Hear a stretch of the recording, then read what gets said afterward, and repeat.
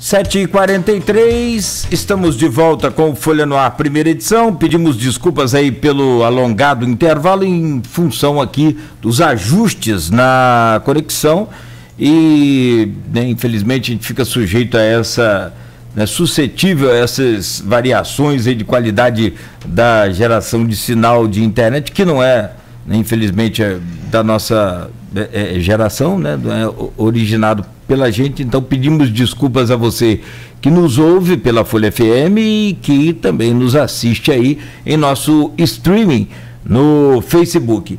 Bom, o candidato do PSDB, Beethoven, está ao vivo conosco e eu trago o seu bom dia, candidato, e logo a seguir, né, já o Aloísio e Arnaldo startam essa pauta com você sobre a nossa Campos dos Goytacazes. Seja bem-vindo, bom dia, Beethoven.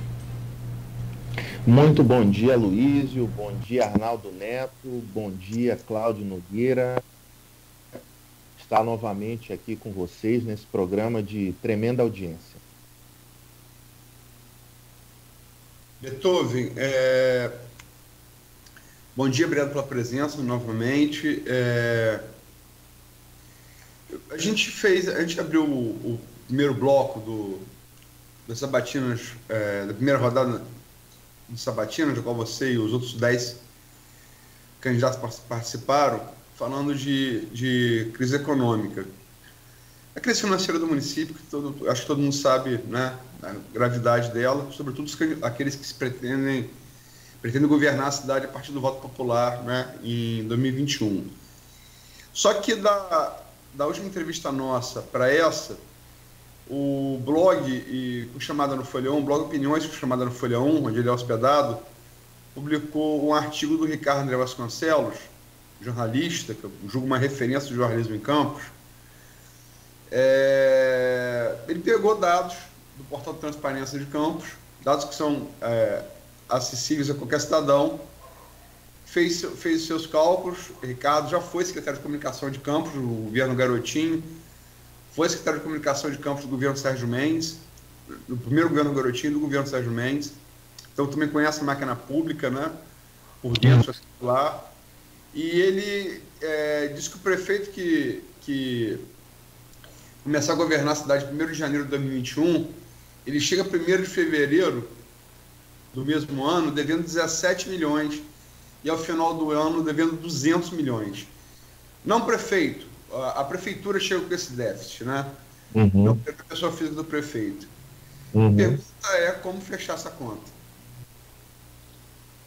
Aloísio, eu inicialmente já coloquei aqui que a situação realmente é aterradora, é um caos, o caixa da prefeitura, e que nós vamos ter que fazer reduções drásticas de despesa para a gente priorizar o pagamento de salários dos funcionários, pensões e aposentadorias, como, por exemplo, reduzir de 50 para 20 secretarias. Não é possível que uma prefeitura que esteja nesse jeito, com queda de arrecadação oriunda dos royalties, cada dia se recebe menos, tenha 50 secretarias, né? Então nós vamos ter que fazer isso logo no primeiro momento. Essa é a nossa intenção, é o nosso plano, inicialmente, que depender do prefeito, de mim, prefeito, da nossa vice Carla, priorizar e enxugar, integrar a máquina. Por exemplo, hoje nós temos IMTT, Codenca e EMAB.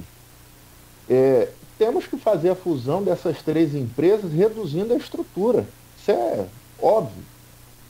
Já deveria ter sido feito, né? Essa reforma administrativa já deveria ter sido feita. Então são ações, não é apenas uma ação, são várias ações que nós vamos ter que tomar logo no início do governo, na primeira semana. Revisão de contratos, por exemplo.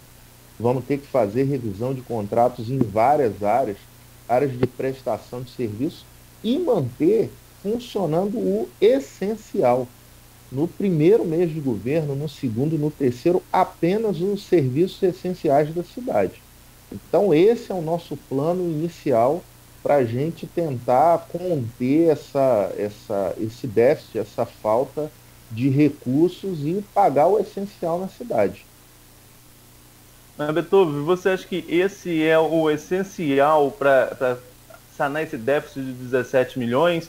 Ou precisa se pensar em, como tem sido colocado aqui, em dinheiro novo? E se sim, que dinheiro novo? De onde seria essa fonte de recurso? Arnaldo, nós temos que fazer o dever de casa. O que cabe ao prefeito. Dinheiro novo, claro, é uma excelente proposta, captação de recursos junto ao governo federal, junto ao governo do estado, mas aí a gente está dependendo dos outros. Nós não podemos depender do ovo na galinha, né? A gente está dependendo de terceiros. E se demorar o dinheiro que vem de fora? Se demorar o dinheiro que vem do governo do estado, do governo federal? Então, o que a gente precisa fazer é o dever de casa, é reduzir. Por exemplo, eu insisto, hoje, oficialmente, quantos RPAs nós temos na prefeitura? São 3, são 5, são 8, são 12, quantos são? É dita que a folha de pagamento é de X milhões por mês de RPAs, mas onde eles trabalham, o que fazem, quanto ganha cada um, enfim, é um encontro de contas. A certeza que nós temos é que se fizermos a redução desse número absurdo de secretarias, se a gente souber quantos contratados realmente existem, e a gente fizer uma revisão geral nos custos mensais da prefeitura, a gente começa a fazer um encontro de contas e o caminho é por aí. Beethoven, na anterior ao artigo do Ricardo, a Folha fez uma série de 11 painéis sobre a crise financeira de 18 de julho a... Sua imagem agora deu uma... Girou. Girou. Coloca o celular em pé e coloca Não, ele tá parado, ó. Ele tá parado. Não. Encostando nele. Sim. Distante até dele, ó. Sim, mas é importante. Não. Por gentileza, Beethoven, você faz esse movimento com o celular. Isso, obrigado. Vamos tentar ajustar aqui. Se você puder colocar na horizontal, vai ficar melhor. Aí, muito obrigado. Muito obrigado. Beleza, ótimo. Vamos lá. Eu juro para vocês que tá de novo. Estamos levando uma baile. Com o seu tamanho é o alcance do dedo mindinho. Mas vamos lá. A série de painéis que a Folha fez, inclusive ouviu 34 especialistas de várias áreas, antropologia, sociologia, ciência política, finanças, direito, jornalismo. Ricardo André foi um deles, né? Sindicalistas, gestores universitários, empresários. 3 alternativas foram apontadas, 3, né? Foram unânimes. Foram apontadas várias alternativas, mas 3 foram consensuais dentro dos muitos dissensos que são naturais, né? Pessoas de áreas muito variadas, que foram pregão. O primeiro deles foi o pregão integral eletrônico. Você não precisa ir muito longe, você vai aqui no municípiozinho de Macaé, ele é adotado nas compras públicas e é responsável pela economia de até 30% nas compras públicas, né? Niterói também é outro exemplo que eu podia citar. E a gente sabe que a União hoje só libera verba mediante, se a verba for utilizada, no caso para compra, em sistema de pregão eletrônico. O governo Rafael, o então candidato Rafael prometeu fazer isso em 2016, no entanto, só adota para as compras com Receita Federal, que é imposto, né? Primeiro, você se compromete com a adoção integral do pregão eletrônico se for eleito? Com certeza. A partir de 1º de janeiro, é pregão eletrônico para tudo. Para tudo.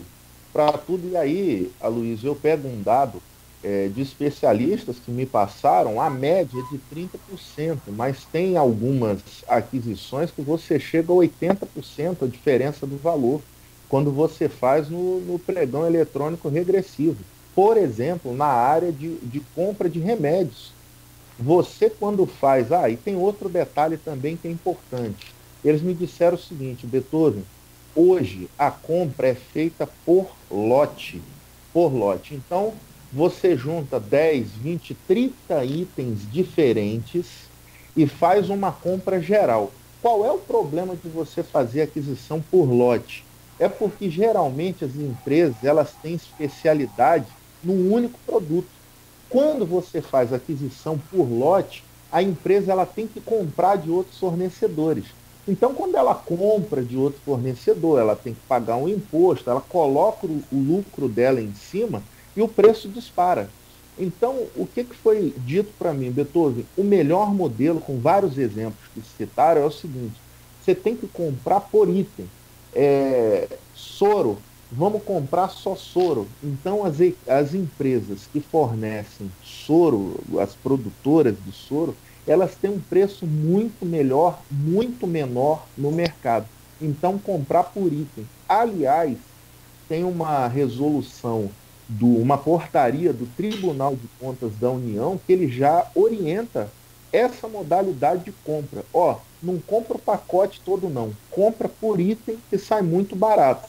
E às vezes você chega a 80% de economia. Então o que Campos precisa fazer é reorganizar o seu sistema de compras, programar, seguir as orientações das melhores práticas, por exemplo, compra por item, não o pacotão todo, e fazer isso desde o primeiro momento, desde o primeiro dia, desde o 1º de janeiro. Então a nossa resposta é sim, 100% ao pregão eletrônico. Então deixa eu fazer uma pergunta. Desculpa, Arnaldo, aqui cada hora mas só para engatar uma pergunta, você citou nominalmente compra de remédio e depois citou de novo para exemplificar por que comprar por item. Por que você fez a citação dupla à compra de remédio? Perdão, o áudio falou. Por que eu citei as compras de remédios? Por que você, na adoção do pregão eletrônico integral em Campos, você citou duplamente a referência à compra de remédio? Sim, eu entendi agora. Porque é o seguinte, o Aloysio, hoje a cidade gasta quase que 1 bi de saúde e falta insumos. Tem um número que eu recebi das equipes do Ferreira Machado informando o seguinte: olha, a cada 100 itens que a gente pede, a cada 100% de itens que a gente pede, a média de aquisições no ano de 2019 foi de 17%. Quer dizer, nós temos uma demanda muito grande e não conseguimos comprar a quantidade que a gente precisa para fornecer a nossa rede. Então está faltando insumos. Por quê? Com certeza estamos gastando mal. A gente está pagando caro. É feita licitação, sim, mas ela poderia ser feita muito melhor. Muito melhor.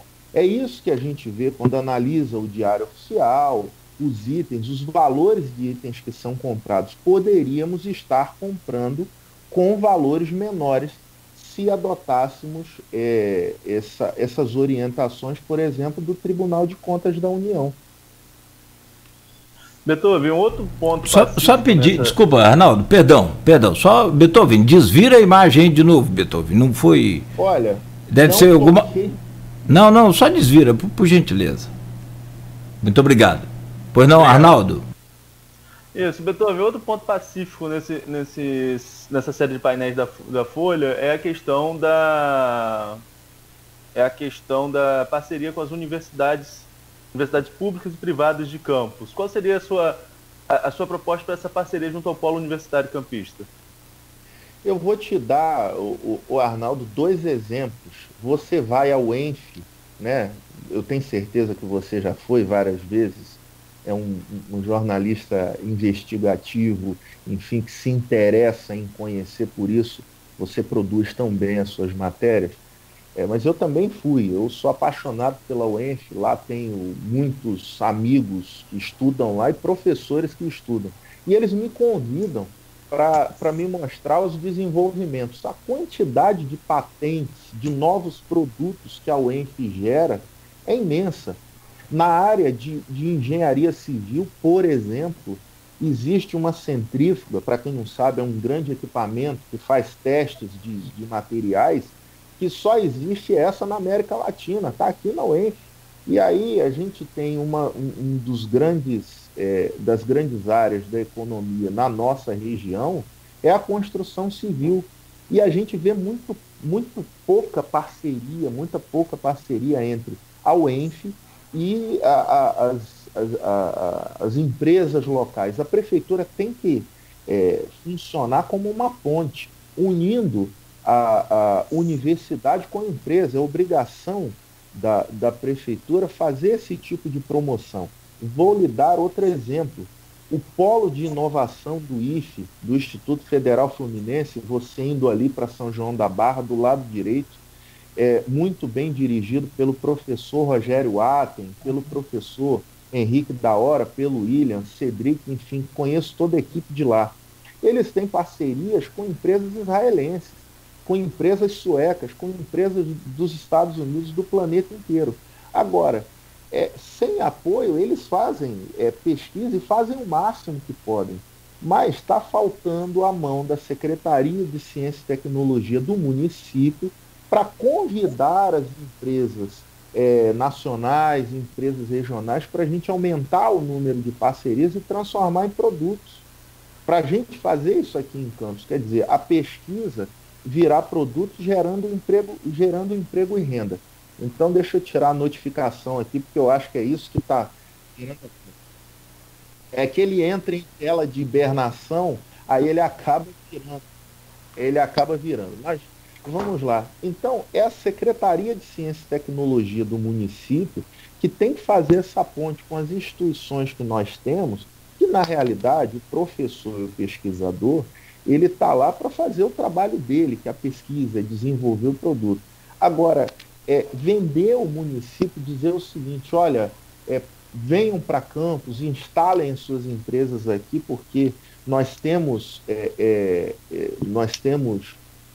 pesquisa, nós temos instituições que podem apoiar a sua indústria. Isso é papel da Secretaria de Ciência e Tecnologia e Desenvolvimento Econômico.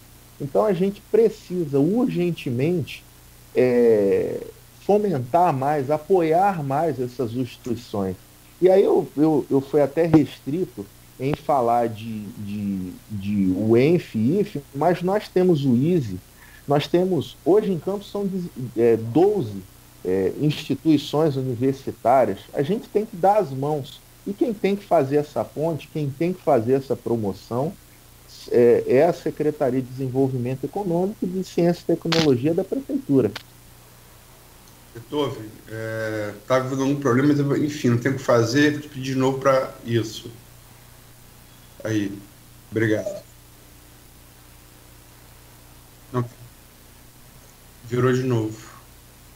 Não, tá aqui, tá certo agora, isso. Então vamos lá. Outra alternativa citada nos painéis unânime é a retomada da vocação agropecuária do município. A gente tem que lembrar que o município tem sua colonização contínua a partir do século XVII, e dali até o final do século XX, até a última década do século XX, até as 2 últimas décadas do século XX, a agropecuária foi o principal eixo econômico de Campos, né? Petróleo entra a partir dos anos 90 e participação especial a partir do ano 2000. E aí substitui a agropecuária como eixo econômico de Campos. E a verdade é que dali em diante, o que trouxe Campos até ali foi abandonado por todas as administrações, né? Pela própria cultura da cidade. E hoje a gente precisa de alternativa e está aí. A gente sempre teve e deixou de lado. E só para lembrar que, embora logicamente não seja só a monocultura da cana, como foi no passado, tem que diversificar, e nem só a agroindústria, mas só a agroindústria da cana, com 12 usinas apenas, nós tivemos mais de 20 ativas, vão gerar, nesse ano, 500 milhões de reais de divisas na economia local, né, o que é cerca de 1/3 do orçamento de Campos para o ano que vem. Como fazer para recuperar a agropecuária no município? Agropecuária, pesca, nós temos um litoral maravilhoso. altamente produtivos na área de pesca. E aí, quando você vai conversar com os pescadores, e nós fizemos isso, inclusive, eu assinei, e a nossa vice, doutora Carla, assinamos uma carta de compromisso com as colônias de pesca do município, através do projeto Pescarte, da UENF, para apoio a essa área que é esquecida. Se a gente pega outros municípios, eu vou dar um exemplo agora do município do interior do Espírito Santo, Conceição da Barra. A cidade gira muito a sua economia em cima da pesca, que é uma alimentação saudável, altamente nutritiva.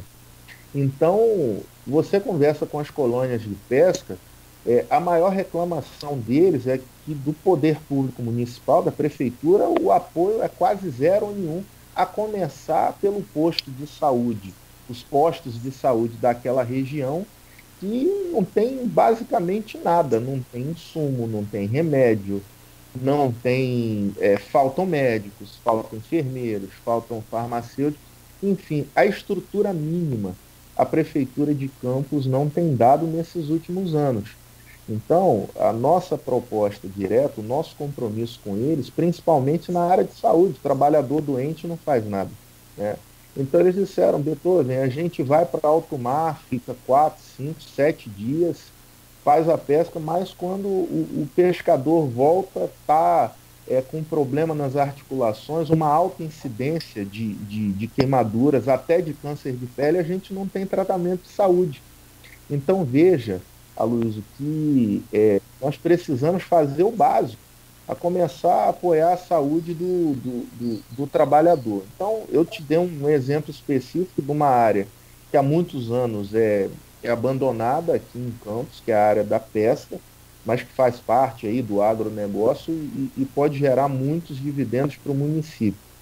Em relação à plantação, o professor Almir, ex-reitor da UENF, ele já foi presidente da Sociedade Brasileira de Fruticultura. Quer dizer, nós temos um profissional excepcional na nossa cidade, engenheiro agrônomo muito experiente, e ele disse o seguinte, Beethoven, hoje o que Campos precisa, principalmente para o produtor rural, são duas coisas básicas. É o apoio técnico, que é muito pequeno.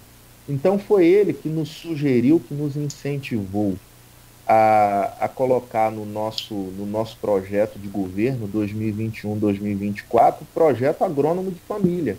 Fazer uma parceria com a UENF, então ter agrônomos por região, em parceria com a prefeitura, com estrutura, com carro, com combustível, para se rodar as propriedades rurais, para prestar o apoio técnico. E aí a gente também tem que falar do Colégio Agrícola Antônio Sarlo.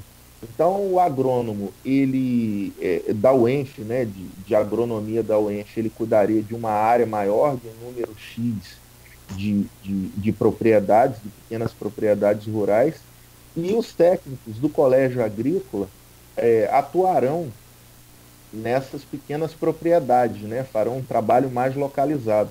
Então, você prestando suporte e técnico que você ajuda muito a aumentar a produção. Agora, tem mais um ponto que é importante. Quando a gente conversa com o produtor rural, ele fala o seguinte, Beethoven, é muito complicado a gente chegar no banco para conseguir um empréstimo, uma linha de financiamento.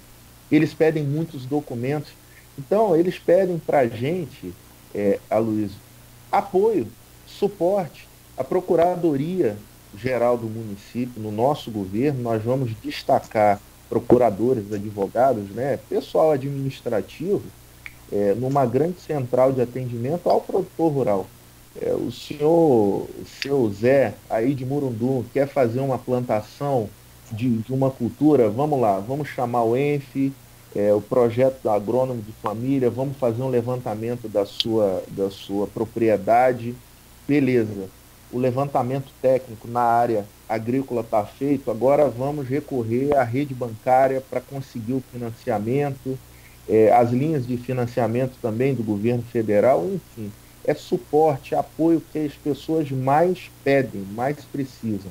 Lógico, e aí o recurso vem, você financia as plantações, você financia o escoamento da produção. Por exemplo, hoje nós não temos um Ceasa em Campos. Eu acho que há 15 anos o nosso Ceasa aqui está fechado. É um absurdo. Todos os nossos produtos agrícolas, ainda de quem produz na nossa cidade, vai ou para o Rio ou para Vitória, né, para o Espírito Santo. Enfim, então nós também precisamos reabrir o Ceasa. É um conjunto de ações que a Prefeitura toma logo no início do governo, tanto de apoio ao produtor rural, quanto de estrutura para a gente colocar Campos na trilha do que nunca deveria ter saído, que é a vocação agrícola, como muito bem você disse. Então, deixa eu pular aqui, Arnaldo, porque estamos 8h09, mas estamos 8h15, e tem uma pergunta aqui do grupo, não sei se você fazer, para a gente fazer uma pelo menos para o bloco. Claro. Peço a licença, Arnaldo. A Silvana Venâncio, jornalista de Mogi Jesus, Itabapoana, mas muito ativa aqui no grupo de WhatsApp do programa, ela pergunta aqui, de maneira mais geral, qual é a sua alternativa para a crise financeira de Campos? Aí, por favor, você, além das que a gente já abordou aqui, precisa partir de qual área, economicamente falando, para a economia poder começar a gerar? E, se não se eleger, já pensou em fazer alianças com algum candidato que for ao segundo turno? Ou não se aliaria a nenhum candidato à prefeitura? São duas perguntas, né? Tá, vamos começar pela última. Silvana Venâncio, né? Silvana Venâncio. Silvana, muito bom dia, obrigado pela interação conosco. Primeiro, Silvana, que se fosse para ter feito algum tipo de aliança, a gente teria feito uma coligação no início, no começo da eleição. Acreditamos que temos um excelente projeto para Campos e por isso eu sou candidato, é óbvio. Senão a gente teria feito aliança lá atrás. Segundo, acreditamos que temos muita chance e possibilidade da gente ir para o segundo turno, fazendo um debate de ideias, trazendo soluções para a população. Então é nisso que a gente acredita. Nós entramos, não foi para participar, não, só para participar desse processo democrático. Nós entramos, PSDB entrou, eu entrei, o nosso grupo de vereadores entrou para ganhar a eleição. Então, dessa forma, não pensamos ainda numa possibilidade de não ir ao segundo turno em quem apoiar. Isso não está no nosso radar, ganhar a eleição. É ir para o segundo turno e ganhar a eleição. Agora, isso o tempo dirá, o resultado da urna no dia 15 de novembro, e cada coisa seu tempo. Caso não estejamos no segundo turno, óbvio, eu como cidadão nunca votei nulo nem branco. Então, é óbvio que eu vou escolher um candidato que eu tenha afinidade programática, que tenha se comportado bem no primeiro turno. Isso eu posso te garantir a quem está nos assistindo. Agora, um apoio ostensivo, como vai ser, como não vai ser, isso a gente pensa depois do dia 15. Em linhas gerais, é isso. A primeira pergunta, Luiz, me refresca a memória, por favor.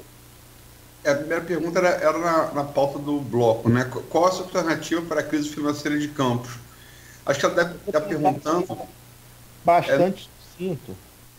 Aqui, por exemplo, eu tenho muitas amigas, muitas senhoras, que elas trabalham em casa de família aqui no centro de Campos. Elas moram no interior, moram em bairros afastados, e por conta desse problema gravíssimo que a gente tem no transporte, elas perderam emprego aqui no centro. Porque simplesmente, por exemplo, quem mora em Santa Maria de Campos, em Santo Eduardo lá em cima, leva 3 horas para chegar no centro da cidade. Então elas foram demitidas, foi isso que aconteceu. A gente reorganizando o transporte, faremos isso logo no início, reorganizando o mapa do transporte, aí a gente não precisa de um único centavo, pegar o mapa e dizer o seguinte, olha, as linhas agora serão essas. Chamar as empresas de ônibus, chamar as vans, são em torno de 380 vans no município, e reordenar as linhas da cidade para fazer um transporte mais rápido, ponto a ponto, sem baldeação. Você sai do bairro e desce direto no centro. Enfim, é isso que nós faremos. Então a gente dá a oportunidade tem muita gente aqui na região central, eu moro na região central de Campos, que diz, olha, eu perdi a minha secretária doméstica, está difícil ter mão de obra, não tem quem contratar, porque eu tenho uma rotina e a pessoa acabava chegando 9, 10 horas da manhã, né? Então, resolver o problema do transporte também é ajudar a economia a voltar a se reaquecer, a recuperar a economia, Silvano. Então, são várias ações. Uma delas está em reorganizar o transporte. Muito bem. 14, a gente está no final do bloco. Eu vou deixar só para o próximo bloco uma pergunta aqui relativa no assunto do primeiro, feito pelo Antônio Carlos. A gente citou aqui na pergunta, mas não entramos nela especificamente. Pergunta a você, Beethoven. Qual a proposta para o setor sucrocoleiro? Deixo a resposta para o próximo bloco. Ok. Muito bem, agora sim, 8h15, fechado o primeiro bloco com o candidato Beethoven do PSDB. Nós vamos ao intervalo no oferecimento da Clínica Proteus e Laboratórios Plínio Bacelar.